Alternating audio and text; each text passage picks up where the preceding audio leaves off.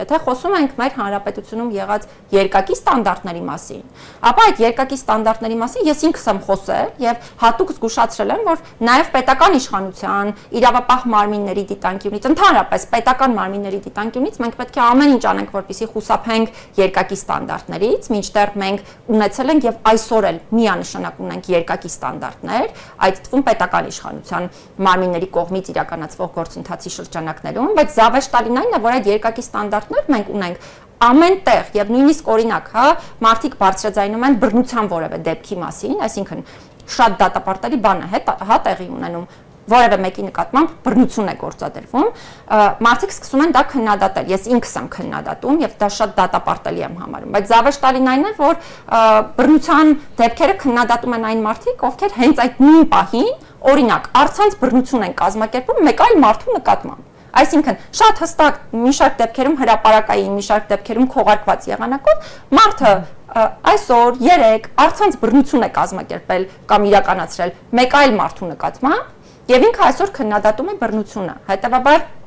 այստեղ երևի թե ամենակարևոր հանգամանքին է պետք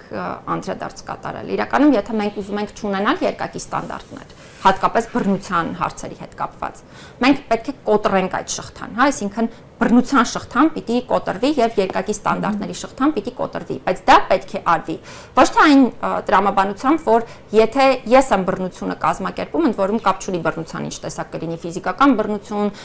առցանց բռնություն, կիբերբուլինգ, հոգեբանական բռնություն եւ այլն։ Եթե ես եմ դա կազմակերպում, դա նորմալ է, եթե ես չեմ կազմակերպում, դա շատ վատ է, կամ հակառակը, եթե դա տեղի է ունեցել իմ ընկերոջ նկատմամբ, դա շատ վատ է, բայց ես հանգիստ կարող եմ այսօր գնալ եւ կազմակերպել մեկ այլ մարդու նկատմամբ բռնություն եւ դա նորմալ կլինի։ Մենք պետք է շղթան կոտրենք, որովհետեւ ես նույնիսկ միշտ երիտասարդներին եմ ասում, երբ որ փորձում եմ իրենց բացատրել, հա,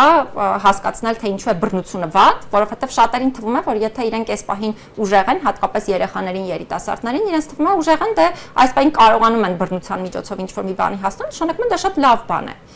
Հիմնական ասելիքս միշտ այն է լինում, որ բռնության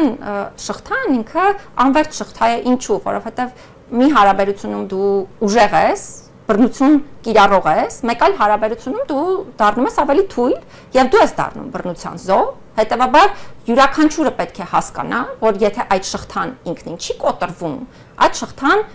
մշտապես շարունակվելու է։ Հետևաբար այս դիտանկյունից ես կարծում եմ մեր աներիքները շատ են, բայց աներիքները ոչ թե այնպիսին են, որ այ եկեք մեր յուրայինների հետ կապված այս հարցերը հələ տեսնենք ոնց ենք լուծում, եթե մեր յուրայինն է, ուրեմն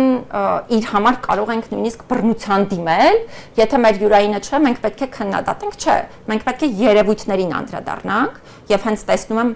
այս ձևաչափով մարդու իրավունքների պաշտպանի եւ պաշտպանի հաստատության գործունեությունը, որ կարողանաս ստանդարտների մասին խոսել, իրավիճակները ներկայացնել, ինչպես պիտի ճիշտ լինի, ոչ թե այ եթե այս մարդու հետ կապված է մի հատ եկեք քննադատենք, եթե մյուսի հետ կապված է չքննադատենք, ոչ, ստանդարտները բոլորի համար նույնը պետք է լինեն եւ մենք պետք է ամեն ինչ անենք, որպեսզի խուսափենք երկակի ստանդարտներից։